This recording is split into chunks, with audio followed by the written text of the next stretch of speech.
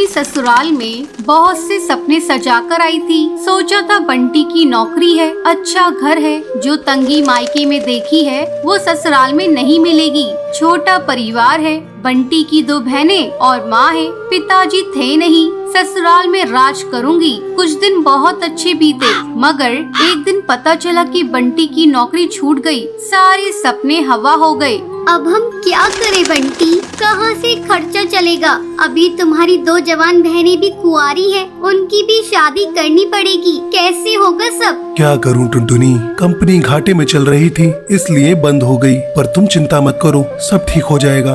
2 साल बीत गए मगर बंटी को कहीं काम नहीं मिला। जो जमा पूंजी थी उससे एक बहन की शादी कर दी। कुछ दिनों बाद टुनटुनी को एक बेटी हुई। टुनटुनी की चिंता और ज्यादा बढ़ने लगी। बंटी, अब हमारी बेटी हो गई है, अपनी इच्छाएं तो मैं मार भी लूं, पर बच्चे की जरूरतें वो तो पूरी करनी ही पड़ेगी ना।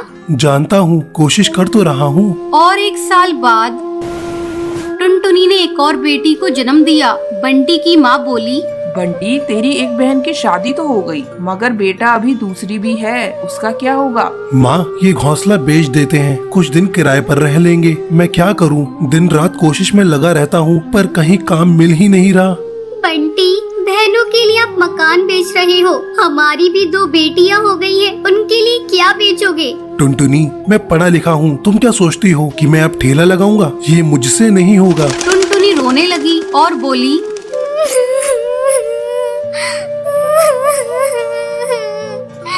तो क्या मैं अपने बच्चों के लिए 10 रुपए के अनाज के लिए भी तरसती रहूं? दोनों बच्चियां दाने के लिए रोती रहती है, क्या पानी से उनका पेट भरती रहूं? जब तक कोई नौकरी नहीं मिलती तब तक तो कुछ कर ही सकते हो, या मुझे ही काम करना पड़ेगा?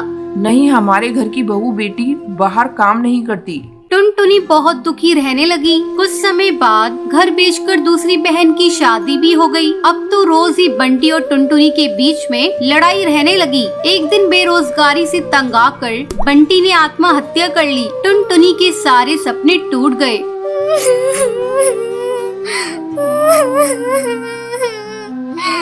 मैं बिल्कुल अकेली हो गई हूँ। अब जिम्मेदारी टुनटुनी के सर पर थी। बूढ़ी सास, अपनी 2 बेटियां और घोंसले का किराया। कुछ आसपास के पक्षी गरीब समझकर बच्चियों को पुराने कपड़े और खाना देकर मदद कर दिया करते थे। टुनटुनी अपनी सास से बोली, माँ, 2 महीने गुजर गए, जो घर का पैसा बचा था वो सब खर्च हो गया। अब मुझे ही कोई काम करना पड़ेगा। जिस गरीबी में हमारे दिन कट रहे हैं, मैं नहीं चाहती कि मेरी बच्चियाँ भी गरीबी में दिन गुजारे। मगर तू करेगी क्या बहू? अपना कुछ काम करने के लिए पैसे भी तो चाहिए। कोई बात नहीं माँ, कोई तो मदद कर ही देगा। टुनटुनी ने सब रिश्तेदारों से मदद मांगी, पर किसी ने कोई मदद नहीं की। सब ये सोचते थे कि ये इतनी गरीब है, कहाँ से चुकाएगी। मायके से भी किसी तरह की कोई मदद नहीं मिली। टुनटुनी निराश हो गई और दुखी होकर रोने लगी।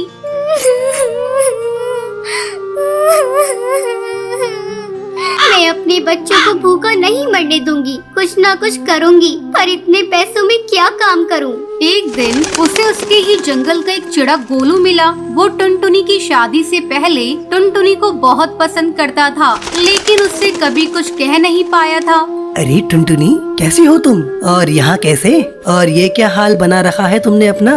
गोलू, मैं ठीक हूँ, यहाँ पास में ही मैं किराए पर रहती हूँ। मगर पति तो नौकरी करते थे, फिर किराए पर कैसे?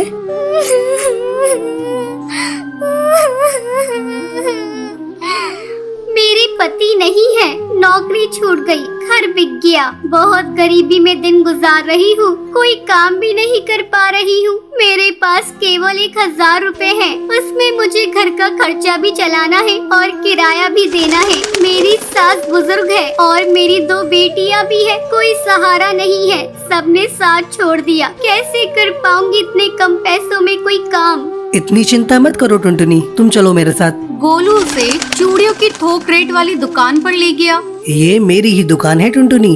फ्री में देकर तुम्हारे आत्मसम्मान को ठेस नहीं पहुंचाना चाहता, इसलिए ये 1000 रुपए की चूड़ियां दे रहा हूँ। बाजार में इनकी कीमत बहुत ज्यादा है, पर मैं तुम्हें ये आधे रेट में दे रहा हूँ। लेकिन तुम इन्हें 20 रुपए दर्जन बेचना। ये बहुत सुंदर चूड़ियां हैं, पहले कम बेचना और जैसे ही मुनाफा दिखाई दे 30 रुपए दर्जन बेचना। टुनटुनी बहुत खुश हुई। उसकी सारी परेशानी का हल जो उसे मिल गया था, वो चूड़ियाँ बेचने लगी। चूड़ी ले लो, चूड़ी रंग बिरंगी चूड़ी ले लो, सुहागों वाली चूड़ी ले लो।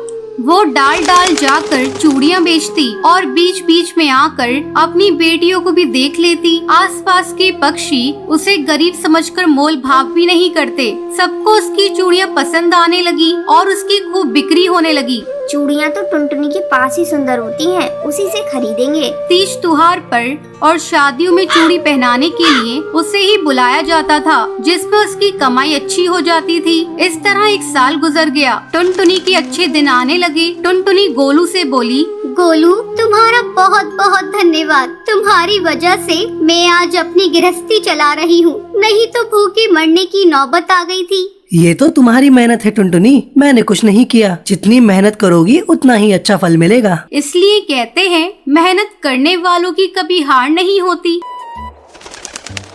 बंटी कबूतर की बीवी टुनटुनी की हाइट काफी छोटी थी। वो इतनी नाटी थी, जंगल के पक्षी उसका कई बार मजाक बनाते थे।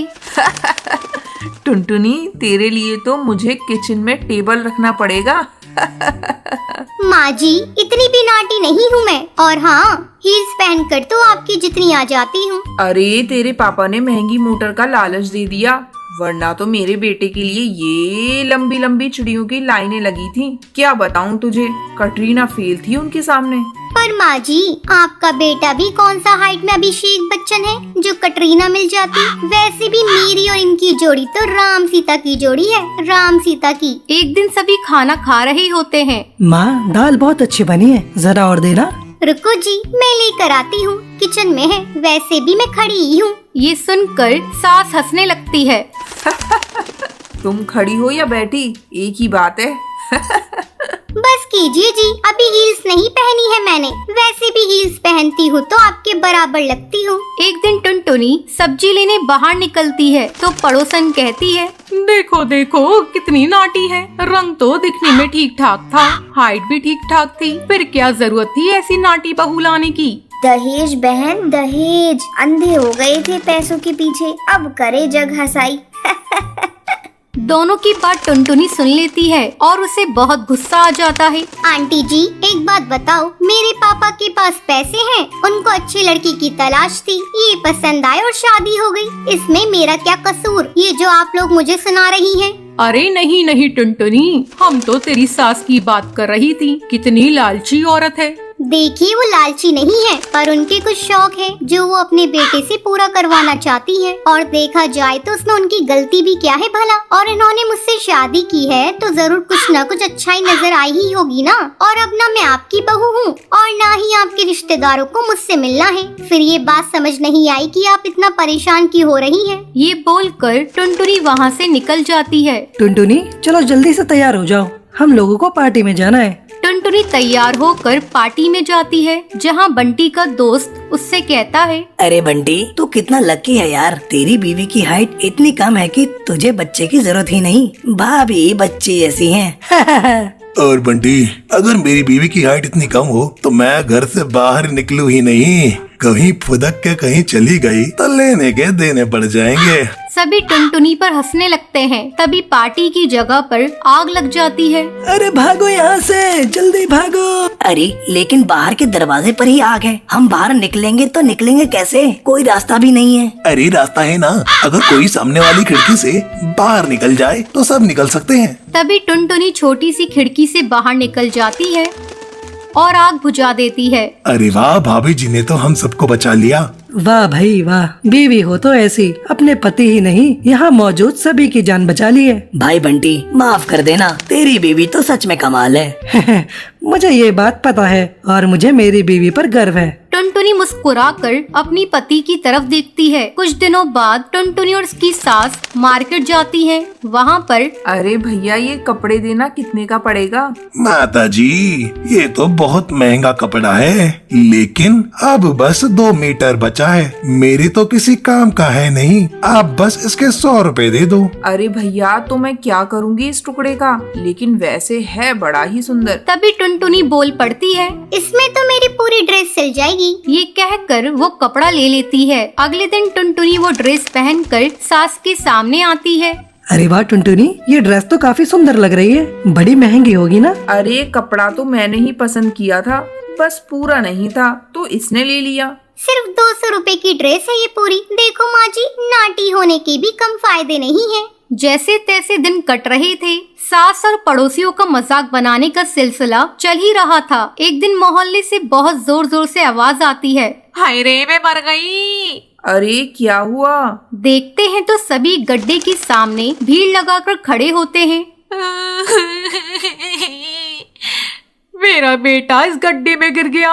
पड़ोसन जोर जोर से रोने लगती है। तभी वहाँ टुनटुनी आ जाती है। रोइए मत, मैं प्रिंस को लेकर आती हूँ। ये बोलकर नाटी सी पतली सी टुनटुनी चिड़िया गड्ढे में घुसकर बच्चे को बाहर ले आती है। तब क्या था, एक बार फिर टुनटुनी के लिए पूरा मोहल्ला तालियां बजाता है। मुझे माफ कर दो टुनटुनी, मैंने तुम्हारी हाइट का कितना मजाक बनाया था। कोई बात नहीं मासी, प्रिंस ठीक है, ये बहुत है। अब वो दिन आता है जब सास टुनटुनी की तारीफ करती है। वाह बहू वाह, तेरी तारीफें सुन सुनकर तो मैं बहुत खुश हो गई। आज तो तूने ये साबित कर दिया, समाज में परिंदे रंग रूप लंबाई ऊंचाई से नहीं बल्कि साहस और हौसले से काबिल कहलाता है। मुझे माफ कर देना बेटी।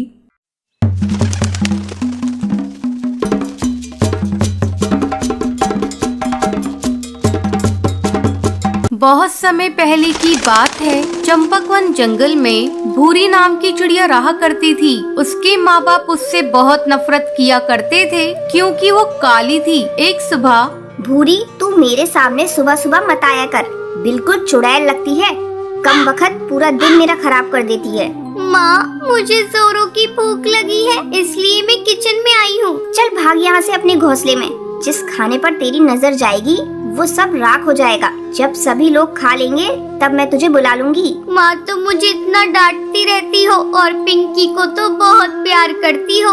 खबरदार, जो तूने पिंकी से अपनी बराबरी की तो उसका रंग देख, गुलाब जैसा गुलाबी है और तू तो बिल्कुल कोयले जैसी काली है। तुझे देखते ही मुझे उल्टियाँ आने लगती हैं।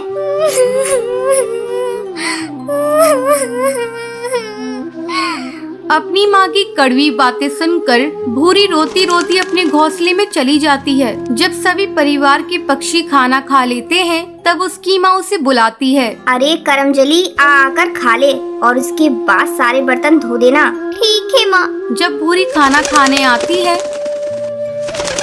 ये क्या माँ, ये तो सूखी रोटी है, इसके साथ तो सब्जी भी नहीं है। यही बचा है खाने को, तुझे खाना है तो खा, नहीं तो भूखी मर। किसी तरह भूरी सूखी रोटी खाती है। एक दिन भूरी के पिता जंगल में काम पर जा रहे होते हैं। तब भूरी आकर अपने पिता से कहती है, पापा, मेरी सैंडल टूट गई है, मेरे लिए नई सैंडल ला दो ना। अरे भाग्यवान, कहाँ हो तुम? जल्दी हटाओ इस काली लड़की को मेरे आंखों के सामने से। सुबह सुबह इसका चेहरा देख लिया, अब पता नहीं मेरा आज का दिन कैसा गुजरेगा। अरे करमजली, तुझे कितनी बार कहा सुबह सुबह अपने घोंसले से मत निकला कर, लेकिन तू है कि मानती ही नहीं।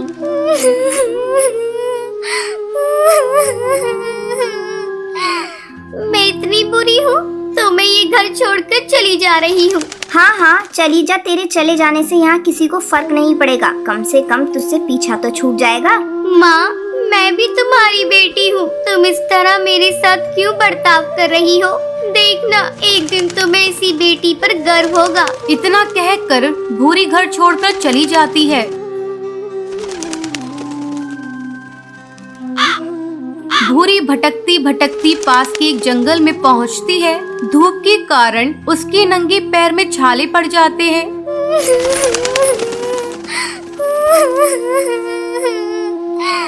मेरे मम्मी पापा मुझसे बिल्कुल भी प्यार नहीं करते। अच्छा होता मैं मर ही जाती। अब मैं कभी भी अपने घर नहीं जाऊंगी। तभी उसी जंगल से एक जादूगरनी गुजरती है।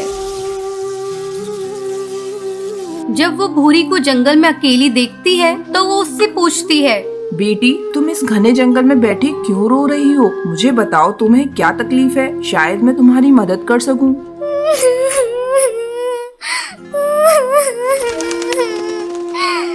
जादूगरनी, ये देखो मेरे पैरों में छाले पड़ गए हैं। मेरे मम्मी पापा मुझसे बिल्कुल भी प्यार नहीं करते, इसलिए मैं अपना घर छोड़कर यहाँ आई हूँ। ये सब मेरे काले रंग से नफरत करते हैं। बेटी तुम चिंता मत करो, मैं तुम्हें एक जादुई सैंडल देती हूँ जिसे पहनते ही तुम बहुत ही खूबसूरत हो जाओगी।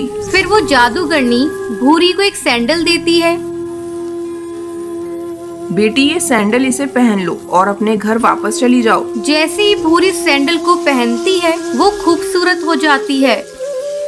फिर वो अपने घर आती है। घर आने के बाद, अरे तुम कौन हो? किससे मिलना है तुम्हें? माँ, तुमने मुझे पहचाना नहीं? मैं भूरी हूँ। तू झूठ बोल रही है, तू तो भूरी हो ही नहीं सकती। भूरी तो बहुत काली है। माँ, ये देखो मेरी जादुई सैंडल मुझे एक जादूगरनी ने दी है। इसे पहनकर मैं सुंदर हो गई। फिर भूरी खुशी खुशी रहने लगती है।